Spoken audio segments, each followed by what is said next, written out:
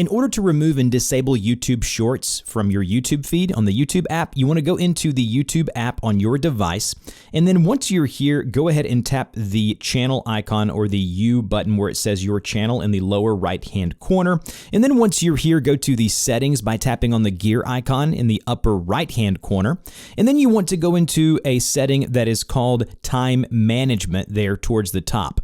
Once you're under time management, you want to scroll down to where you see daily limits, and then it says Shorts feed limit. You want to enable that, and then you want to set the Shorts feed limit to 0. That way there are no shorts. And then it says scrolling is paused, which means that the infinite scroll for YouTube Shorts is disabled. But if you're searching, you may still see the random YouTube short, but it will remove YouTube Shorts completely from your browse and home feed on the YouTube app. I'll have some frequently asked questions down below in a pinned comment. If this helped, like, share, and subscribe, and I'll see you guys in the next video.